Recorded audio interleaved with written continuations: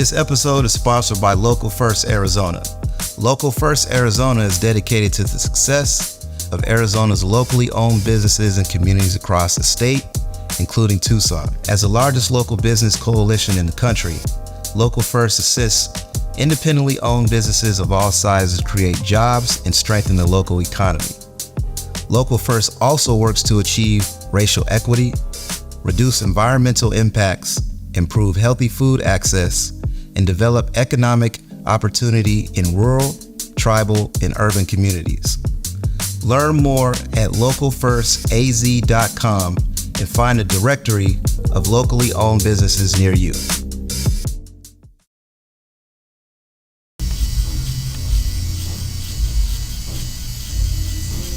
I'm not good because of Inkmaster. I'm known outside of Arizona because of Inkmaster. I'm good because I've lost my family. I've lost friends. I've lost health. I've lost opportunity because I dedicated myself to fucking drawing each and every single fucking day.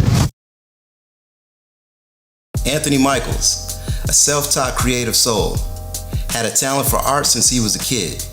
He also excelled in sports, including basketball, which he pursued a professional career in. It wasn't until after he graduated college that he got into tattooing. Then, with only 10 years of tattooing experience, he took home the crown in Inkmaster Season 7. Today, we're peeling back the layers of Anthony's artistic journey, the Inkmaster highs and lows, and unraveling the secrets behind the successes of his business.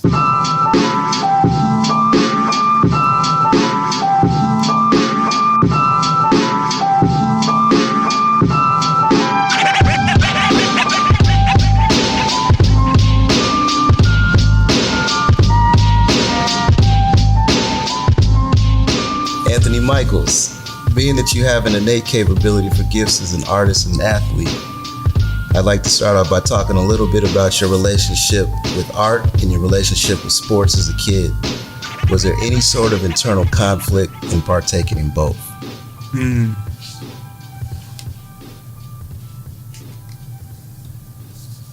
Was there any sort of conflict? Internal conflict? Yeah. In partaking in both? Yeah. I mean, that is a great fucking question. And I guess you get to find out how well somebody knows themselves, huh? Yeah. I think there's always been internal conflict. There still is now. Yeah. In a very unhealthy way. That conflict, it drove me, you know? It was,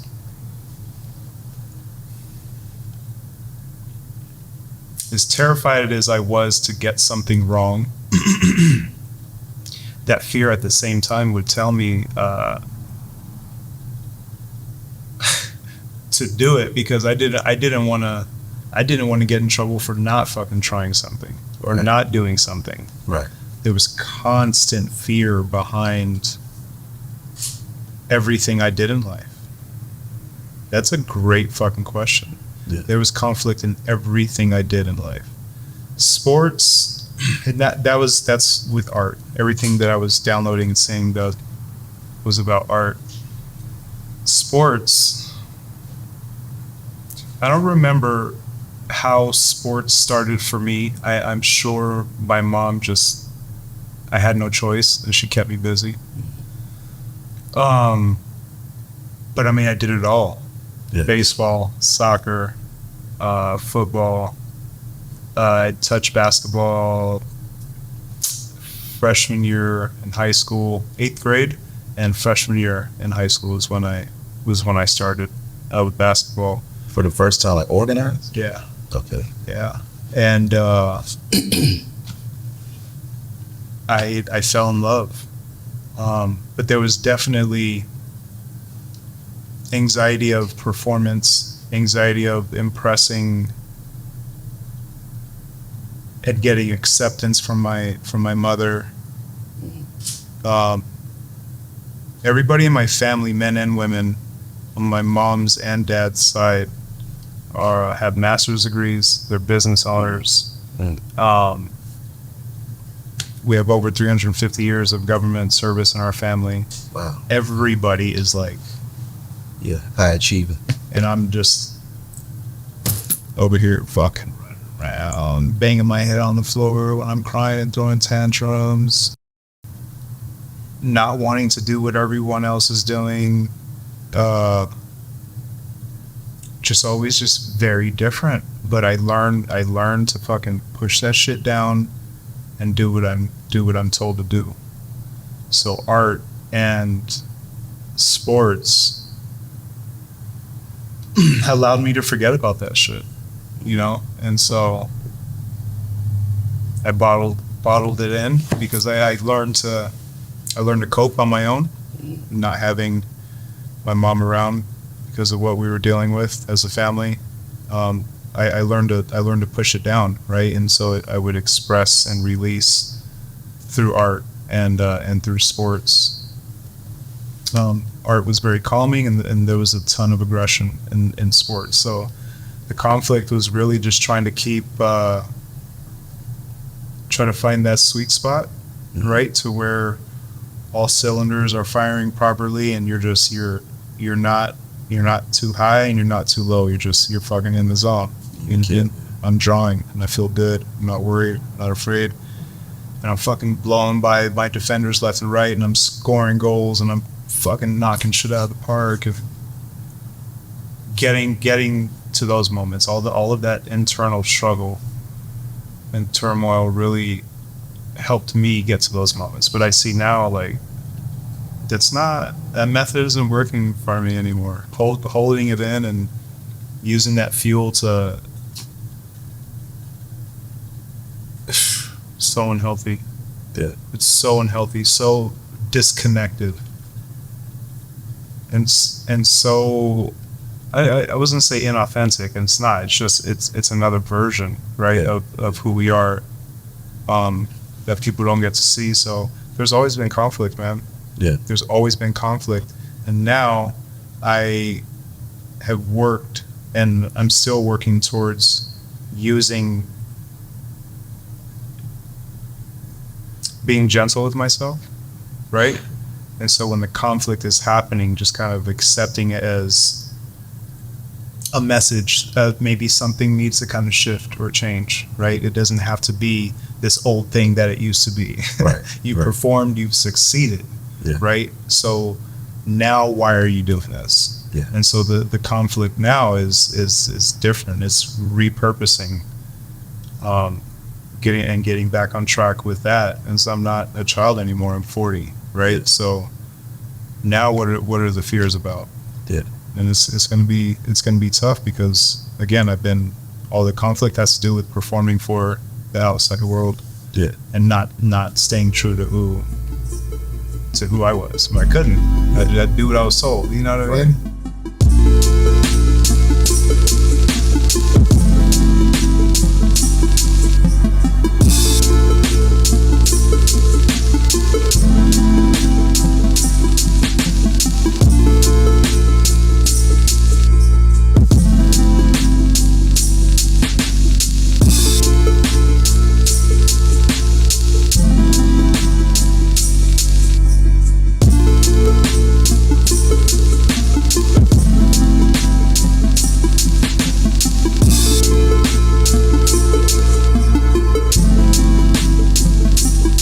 What drew you to tattooing as an art form? 7th grade.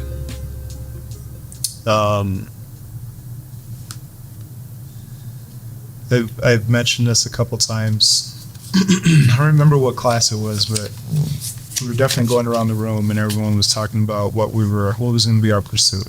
What are you going to be when you grow up? What do you want to be when you grow up? Yeah. Timmy, what do you want to be? Yeah. Jetty, how are you? Everybody fucking laughed when I said I wanted to be a tattoo artist.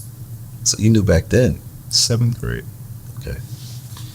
I saw a teacher, PE teacher with a tattoo peeking out from under his sleeve. And even at the time, I knew better than to make a big fuss about it. But, bro, we didn't have tattoos back then. It's taboo. What? And then for a teacher to have fun? Right. A white teacher? Oh, yeah. That's not in trouble? So, you know, the bell ring and shit, I'm just like, fuck, what was his name? So much happened. Middle school was so traumatic. Anyway, we you know, I get him to the side, and I'm fucking avoiding going to class. I'm talking to him about it, and he just explains to me the process, right? You know, he wanted to get tattooed. He had meaning behind it, and he went to this artist. This artist designed, took his idea, and drew something for him, and just I knew. Yeah. I knew right away. Yeah. Like I almost got emotional about it. Yeah. I'm getting emotional now, and it completely didn't make sense to me. I didn't fucking know what I was talking about, bro. Right. What are we in Right. 7th grade? 11? Yeah. Tattoo art? Yeah. What? Yeah. But I knew. I knew because I said my answer in class. It wasn't tattoo artist right away. I just said I don't know what I want to do, but I want to impact the world. Mm. I want to change people's lives with my art. And the tattoo artist thing came up. Yeah, man, and I always held on to that. We started at 26. I started tattooing, I think, at 26 years old. Played basketball in Mexico, on and off for about 6-7 years. I've had a job ever since I was 13. Yeah. Just working in between seasons and off seasons, and then I'd be gone. Fast forward to now, my son's mother purchased a tattoo starter kit for me for one of my birthdays. She saw so much in me that I just refused to fucking believe. Yeah. And as challenging and traumatic as that part of my life was, arguably the most traumatic,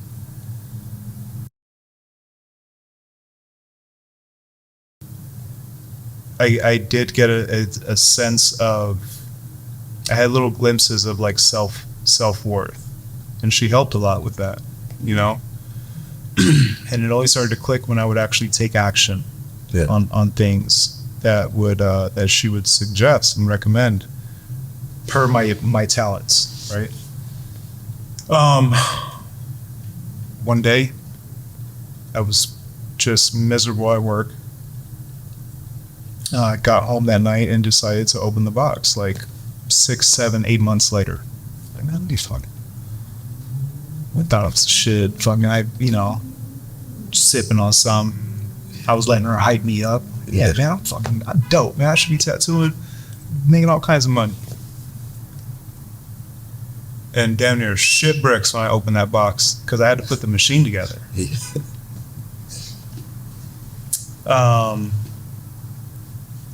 So I fucking started texting, calling some artists that I knew, and I figured it out.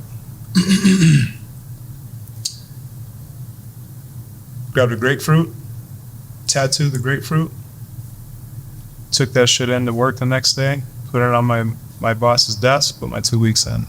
Shit. My mom was pissed, bro. Yeah. My mom was pissed. Yeah. Lost my car at the time because I was blowing basketball money. Yeah. All the other jobs I had, blowing that. Oh, man. In my 20s.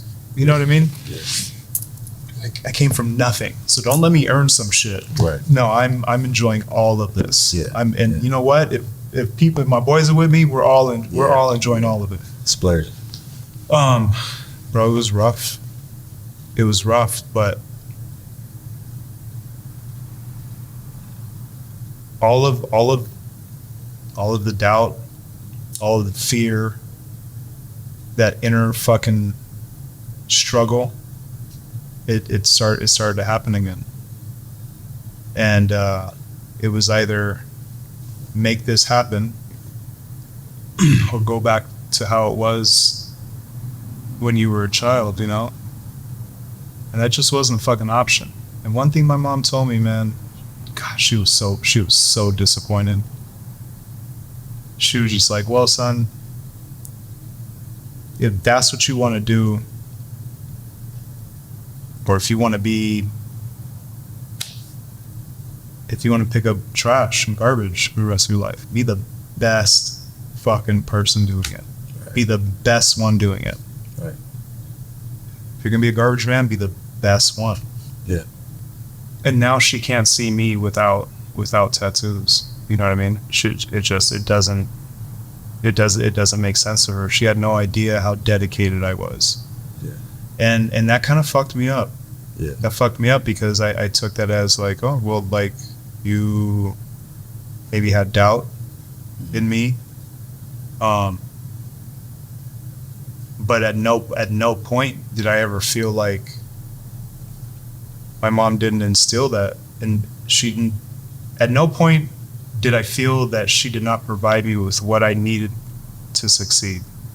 Tattooing came from indigenous people that are of color. Mm-hmm. Period. Yeah. Right. I knew it was important, and I knew I had to do it, and I was fucking terrified. I was terrified. Yeah. And trying to get apprenticeships I was getting no left and right. Yeah. And one of them was brutally honest. Like, bro, you are talented. I don't want you working here because you're gonna fucking take money from me. This dude told me. And he was like, but I think the biggest thing you're gonna struggle with is that this industry is predominantly white. And the minority artists, black artists, Hispanic artists that are at the time that are in the industry are just there's not many. Yeah. I just got tired of hearing that. I just got tired of hearing that. At the same time, I mean, what representation do we have? Did you ever feel like you could alchemize that into being an outlier, and in turn being a vanguard for others to follow you? You might have shifted the entire culture, the entire industry in that way. At least that wasn't consciously my intention. Yeah. Yeah. I wasn't aware. I knew I had something to do. Yeah. And the crazy thing about it is, like, this tattooing is not it for me. Mm-hmm. I think it was my introduction. I know it was my introduction to the world, Mm-hmm. right? And I believe this is why I feel like my purpose has been changing. I lost my purpose, and now I see that had to happen. Yeah. And right now, tattooing is the conduit. And I did say at one point, I said this on one of my interviews with Inkmaster, that I was going to change the face of tattooing. Yeah. And I didn't mean I'm going to be the greatest in the world. Yeah. But I was definitely going to make an impact as to where the industry standard and the expectation and the experience are going to change. Yeah. And I knew that I was going to have a really big role in that. Yeah. And I said that, and I don't think a lot of people, the producers laughed. They laughed at me. The same laughter. Same laughter. Yeah. And they one of the other producers told me that they were making bets to see how soon I was going to get eliminated. And then when I made it to the finale, they were making bets on who was going to win. And I was like, Yeah. surprised everybody, right? But something in me knew that. Something in me knew I had to go do this. And bro, I was talking shit about Inkmaster. Yeah. Before they called me, man, you can't tattoo a rose. You can't. I was sitting there talking shit, and then I got up on there. You know what I mean? Yeah. So I knew. Maybe at that time, I don't think it wasn't like a conscious thought, or I didn't realize that it was the driving force. Yeah. Right. I didn't realize that was my purpose. I just knew the feeling I had of wanting to impact the fucking masses. Like I said in fucking 7th grade. Yeah. I wanted to impact the world, and this is how I'm going to help people heal. This is how I'm going to be able to express myself and be accepted, but in turn, like I'm helping somebody else. Yeah. And then I the amount of support that I've gotten from Black and brown artists, bro, is crazy. Yeah. It's crazy. I said I wanted to coach. I said I wanted to lead, make artists better artists and better people. And I'm just flooded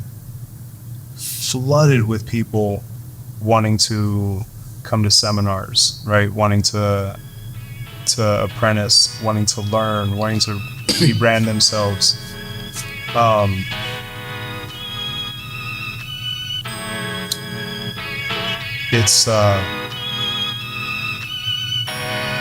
It's weird. Like I knew I had a purpose, but I didn't see this coming.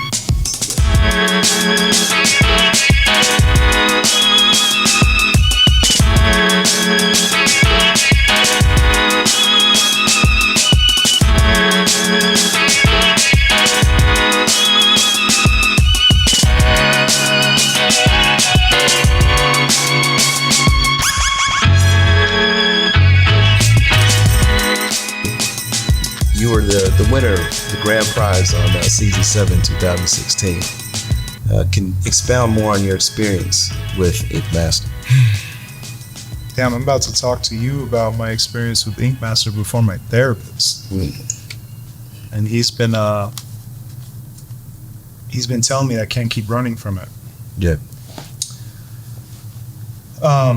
Tell you about the experience. Man, you know what's fucked up? I've never really sat and taken it in. Yeah. It's 2023 now. Yeah. 7 years.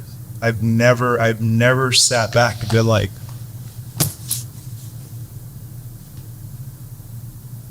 I am one of 14 people on this planet that have a certain title. Yeah. It's pretty fucking dope. Yeah. It's pretty dope. Yeah. You know what I mean? I don't give a fuck. That's a big deal. Yeah. To me. Yeah.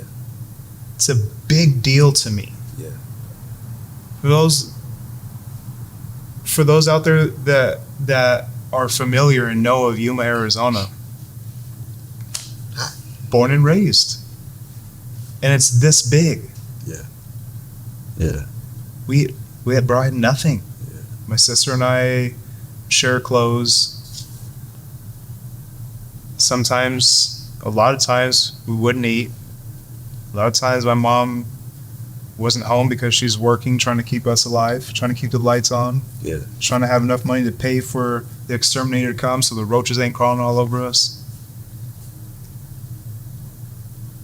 Like, it's a big deal, and I've never given myself that. I was just like, no, it's not. It's not enough. More like a meditative moment where you like, I did it, or a celebratory, I'm gonna go out and just. Oh, I've done that. Yeah. I've done that. Yeah. I did it that night. Yeah. Then when I got back. Yeah. Oh, no one's paying. No fucking playground. Yeah. All the club. No. Yeah. No one's paying. Shots on me. Oh, I've done it. I've done that. Yeah. I've done that. And then how I see it is just like, well, now I got to fucking hold this motherfucker up. Crown. Yeah. Everybody's a crown. I got to now. Yeah. And I think that has robbed me of a lot of joy. I think it's robbed me of a lot of joy. Always thinking that I have to do for others. That I have now I gotta maintain it. No. Right now, as in this week, literally, is this raw? No, I don't have to fucking do shit that I don't want to do. Yeah. Right? I don't have to fucking maintain this how you guys think I have to maintain it, because this is my purpose and my job. Yeah. Right? You're gonna get what I have to give, and I'm just not in a position for it to be what's the word, right? Just something you can just grab off the shelf. Yeah. Just accessible. Like at some point I have to see my value. And people are gonna be like, oh, they needed a black guy to win. They needed this. They have to balance shit out. Fuck that. Yeah, fuck Then let's go toe to toe. Yeah. Let's go subject matter for subject matter. Yeah. Style for style. As a matter of fact, you call it. Yeah. You call it. You know what I mean? Yeah. You call it, because all I need you to do is tell me I can't do it, or tell me no, or doubt me. Yeah. Or laugh. Yeah. Like, I dare you. So no. I dare you, because I'm gonna do it regardless. Yep. You know what I mean? I feel that. So I haven't meditated on it. Yeah. I haven't, right? I knew I still had work to do. And I was focused on that. I was focused on my marriage and my family that I had at the time. It was a fucking whirlwind, but I just knew to not get too excited about it. Because I knew that wasn't it. Yeah. But I'm seeing now, man, I've possibly robbed myself of a lot of joy. Good. I'm seeing that because of that question. Yeah. And it's also being conditioned as an athlete. We're taught next play. Every single time. Yeah. Whether you hit a three, dunked, turned it over. Shit ain't over. Next play. It's not over. Yeah. It's not over. Yeah. That's a very good point. Yeah. So it's like unraveling that at times. And that's why I asked the meditative space first, because that's what we also neglect as athletes. We may get into that state before the game when we're preparing, but once the game is on, it's zigzag all over the place. Yeah. So we just have to unlearn that. Yeah. What's it like being an introvert under a microscope?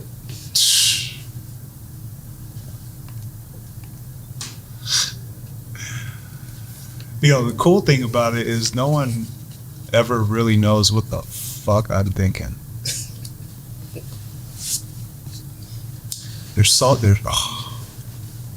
much power in being an introvert. Yes. Oh. Yeah, I feel that. There's so much power in being an introvert. Yeah.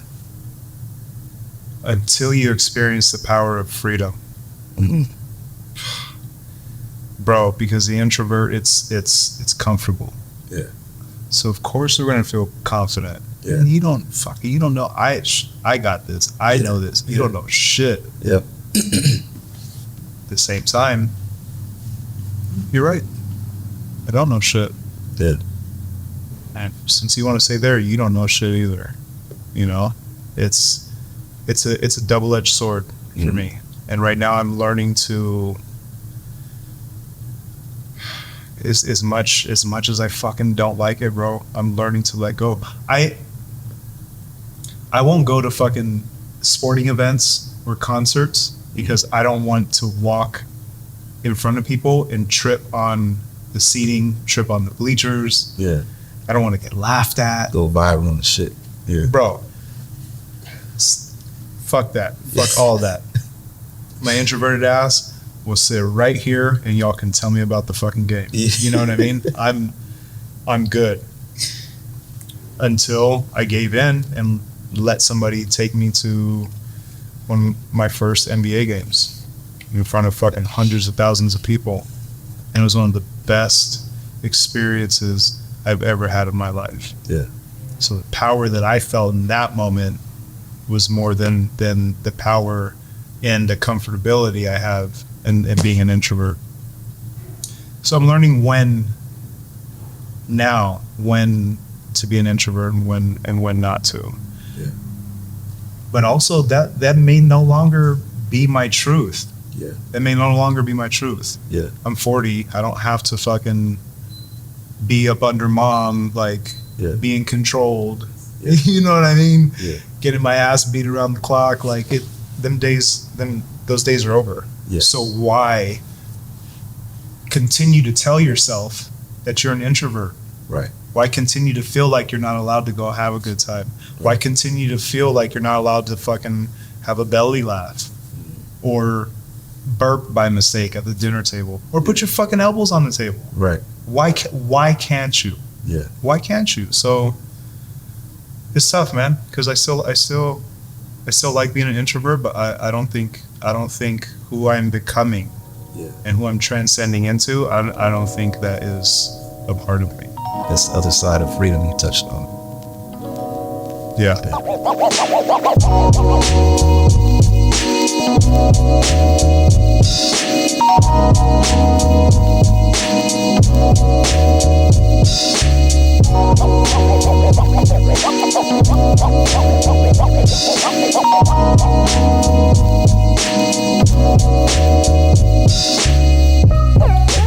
How did 2512 come about?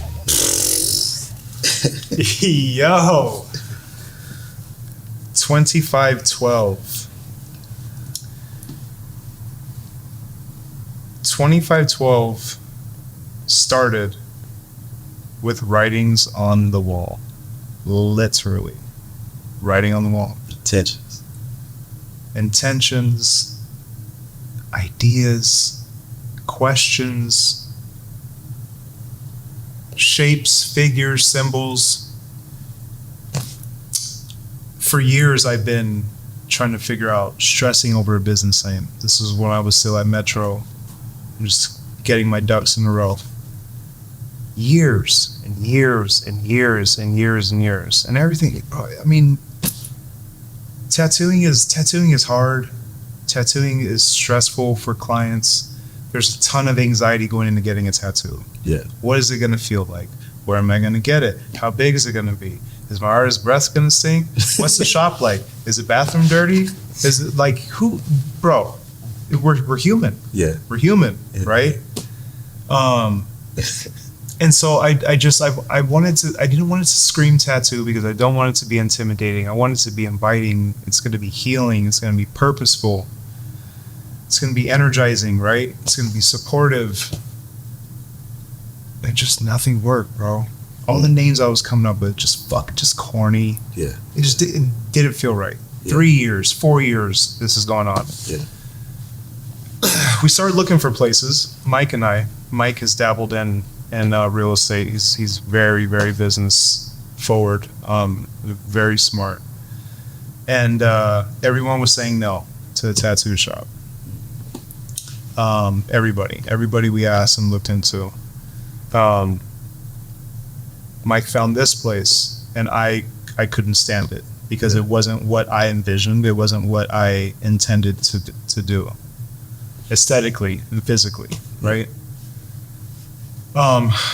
This location, the owners are the only people who were saying yes, and they were just coming in ridiculously cheaper than everyone else for business, right?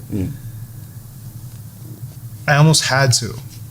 And as much as I didn't want to, I had already gave word to my boss. There's already like, look, man, you started this train, and like you can't just fucking jump off now. You got all these fucking people on here. Yeah. You got your son. Yep. You got your manager, all your clientele, your family, your sister. Like what are you talking about? Yeah. Everyone in the family has their shit together, and that started again. The fucking depression. Yeah. Right? Shake that bottle. Yeah. Fuck it, man. Fuck it. Let's take this place. Yeah. Couldn't stand it. So my vision was extremely intentional, like I said, for the business and to impact the industry, right? Yeah. And we come in here, we start doing demo, and this place had been sitting here for 3 years, completely vacant. And so one of the days we come in here, the place is bare, and Mike is writing on the walls. spelling out 2512. He's spelling out all the names that I came up with, and he's just looking. The music's going. This fucking place is fucked up. It's fucked up. And I'm just like, yo, what the fuck did I get myself into? What and why am I doing this? This is crazy. Yeah. We're never gonna get this open. Yeah. 2,800 square feet. We're never gonna get this open. And I'm never gonna be able to do, what is this place gonna look like? I started freaking the fuck out. Mike was like, man, fuck it. We'll figure it out. It's gonna come. It's gonna happen. Yeah. He was like, but check it out. 2512, I spelled it out. There's 16 letters. In numerology, that's 7. Your life path number is 7. Mine is 2. Yours is 2? Yeah. And bro, he said that, and I was just like, oh shit. He's like, but also 2512 in numerology is 10. Simplify that even further. 0 is whole. 1 is a fresh start. Yep. That's right. And it clicked. We found some scrap paper. One night he came over to my house, and I was in my creative element. I was smoking, and then the downloads just started coming. So I'm fucking painting, I'm drawing. And I drew this triangular symbol, and it had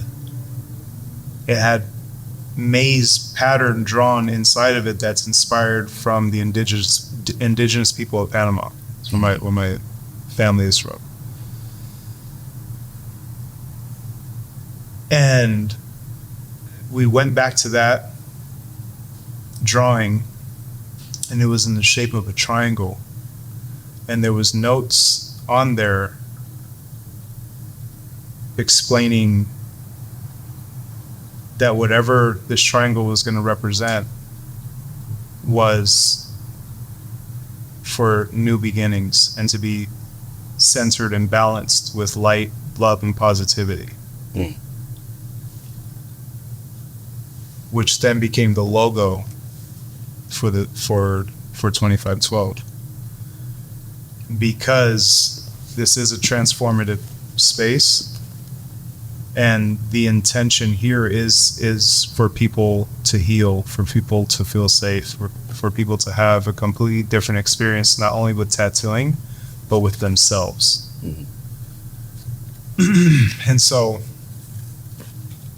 it just worked out, right? That Mike was just brainstorming and looked at that. Mike is big, spirituality, energy, signs, conversations, symbols. And it was in exact alignment. As much as I was resisting this place, yeah. What happens every time we're resisting something, right? And that's a childhood act. Resistance is always in regard to something that obviously we don't want, right? Or don't want to do. But it can be actually fucking cathartic. It can be the gravitational pull, what you need. It could be exactly what you need. Mm-hmm. It's just not always gonna look how you need it or want it to look. Yeah. And this was one of those experiences, and it was a pivotal moment in my life. Mm. So then with that, I tapped back into my purpose of this business. And I then had to figure out a way to create my vision in here. Mm. I needed certain details, elevation, certain side of town because of energy. I had to figure that out. And through finding the name and the connection, and then seeing how this came about, I was able. All the downloads came again, and so I created an experience in the middle of, I mean, you see Tucson out here. It's Tucson's grimy. Yeah. There's fucking businesses everywhere, and everyone's just fucking hustling and grinding. Yeah. Just trying to make it. And there's this little fucking heaven in the middle of it all. Yeah. You know what I mean? So 2512, that's how it came about, and it represents new beginnings. And everybody, I believe, is on this journey to achieve wholeness within ourselves, whether we realize it or not. We're all trying to achieve something, but that's what it is. Yeah. It's being whole and being centered and being balanced within ourselves.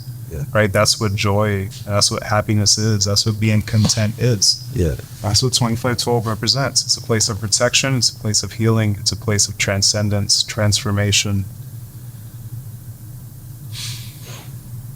And it feels that way when you walk in. The tranquility is very different. It's important. Yeah. It's very intentional. It was all, again, it was all based on intuition, but upon doing research, I also learned that my intuition was in the exact place it needed to be, because I was able to neutralize people's nervous system the moment they walked in. Mm-hmm. And that was the biggest thing, because Mike knew what the vision was. Mm-hmm. And he was just like, bro, I don't know how the fuck you're going to do that here. And that's why I was resisting so much, because I was relying on this idea, and I was unaccepting of anything else. No, it's not going to work if it doesn't look like this. You were tethered to it. I was tethered until I was just like, you know what? We're losing time, bro. I'll make it work here, and then bam, I did it. And he still trips out. He's just like, because bro, we were arguing, we were putting shit, and I'm designing and orchestrating. I was like, Mike, do you get it? Do you understand? He's like, look, man. And he was frustrated. He was like, bro, I hate this shit. Yeah. I have no idea what's going on. Yeah. You tell me what you need to do, and I'm gonna do it, because I trust your vision. Yeah. If you say this is gonna work, like, just tell me what I need to do, because I don't see none of this shit working out. Yeah. Design wise. Yeah.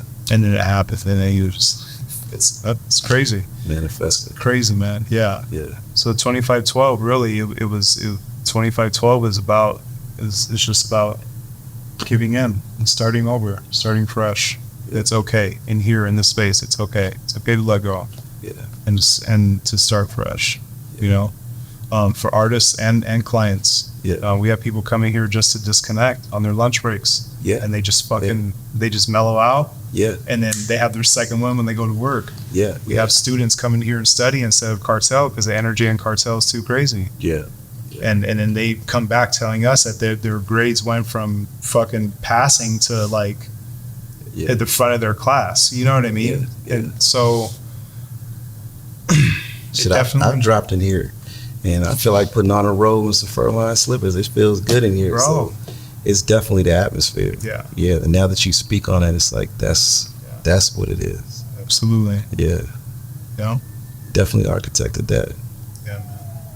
But going outside of the building, back to the griminess of the city of Tucson, how was growing up in Tucson influence your work?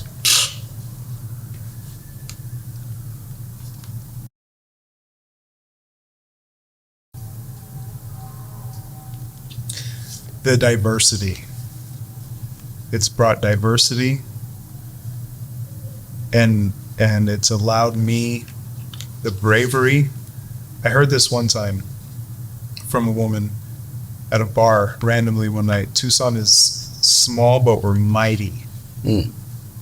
Tucson is small, but we're fucking mighty. Yeah.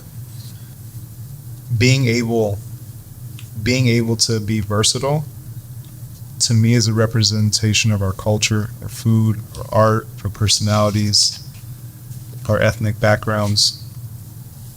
And then our mightiness pertains to, for me, the end result. And being able, growing up here and experiencing all of Tucson, allows me to tell everybody's story. Yeah. And I can make it look however they need it to look. Yeah. You know what I mean? Does that make sense? Total sense. Bro, we've experienced so much. We've experienced so much. The dark, the light, the in-between. the ups, the downs. We've experienced it all here in Tucson. Yeah. And so that absolutely influences my work. Like I can connect with people. Yeah. I can connect with people. And the mightiness of Tucson, it has put us in so many positions, especially like going to high school out here, college out here. Like it's the Wild West, man. Yeah, It's the Wild fucking West. It's the Wild West, but it's also so healing and so loving and so embracing. I'm able to incorporate all of that in my art, and I don't know. I'm sure I could have done it had I grown up in somewhere else, but the work would look different. Yeah. You know what I mean? It's all a representation. My work is a representation of Tucson and what I've experienced. Right? The inspiration that Tucson has given me. This is where it started. You know what I mean? So everything I do is tuck down and duck down, baby. Yes, sir. I feel that. Tuck throat. Yeah. Are there any tattoo artists or styles that have influenced your work? And what advice would you give aspiring artists who are just starting out in the industry? Is there any artists that have inspired my work? One of my first and biggest inspirations was, and still is, Mike Rubendahl of Kings Avenue Tattoo in New York, Massapequa, New York, and Bowery, New York. Mike is American, but he is a expert, world-renowned expert, arguably one of our best in tattooing of the Japanese culture. Exceptional work, immaculate work, beautiful work, from the intention to the visual, to the end result, impeccable.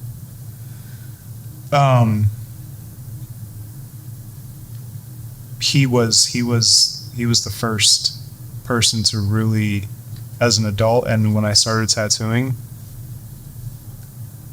is who he is as a person, who he is as an artist, who he is as a man, a father, husband, everything, man. It was in direct alignment with who I'm supposed to be, at least in this realm.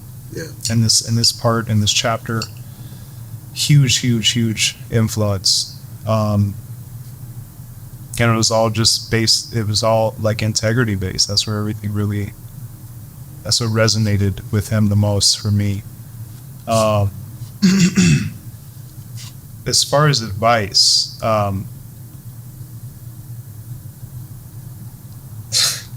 tattooing is hard. Yeah. Tattooing is hard. Do not be a tattoo artist to be a rock star. Do not be a tattoo artist to be a rock star. It is not. If you want to be a rock star, go be a rock star. Right. Tattooing ruins your body. Tattooing ruins your energy, depletes your energy. Tattooing ruins families.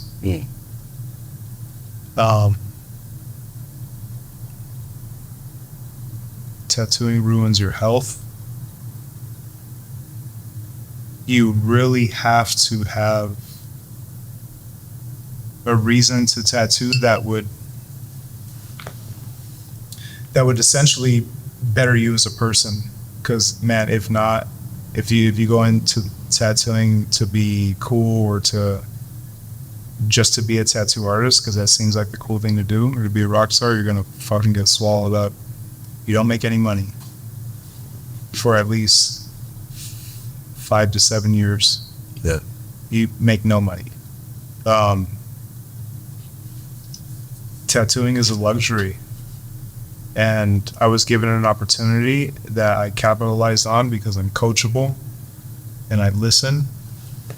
And Inkmaster did not. I'm not good because of Inkmaster. I'm known outside of Arizona because of Inkmaster. I'm good because I've lost my family. I've lost friends. I've lost health.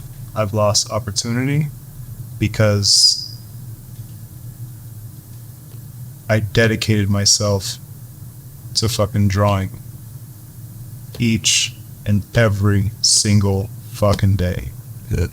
I've neglected everything, not intentionally or knowingly that that's what I was doing. Right. But nobody was with me when I'm damn near sleeping at the shop from working so late and drawing. No one's at home when I was being a single dad, staying up all night drawing, forgetting him sometimes at fucking daycare, not being able to get home, right? Having my mom help me with him at the time I was single, because I was dedicated. I knew, right? Be the best garbage man you can be, motherfucker. And that's part of the sacrifice as well. Bro, You're gonna be the best. it takes effort. It takes effort. If you've seen it, if you've seen this for you, you didn't say you want to be a tattoo artist. You know that this is your calling and this is your contribution to humanity.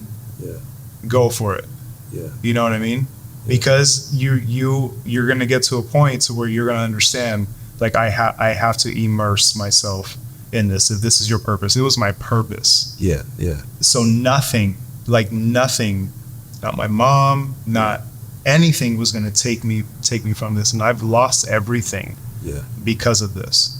I've also gained everything, and then the shit that I've lost, I've also gotten back. Yeah. And I've gotten shit back tenfold. Yeah. So my advice would be just simply to really assess why you want to be a tattoo artist. That's just the biggest thing. It's a luxury. Tattooing is not a necessity. So if the world decides to band together and deem tattoos unsafe or fucking whatever, Yeah.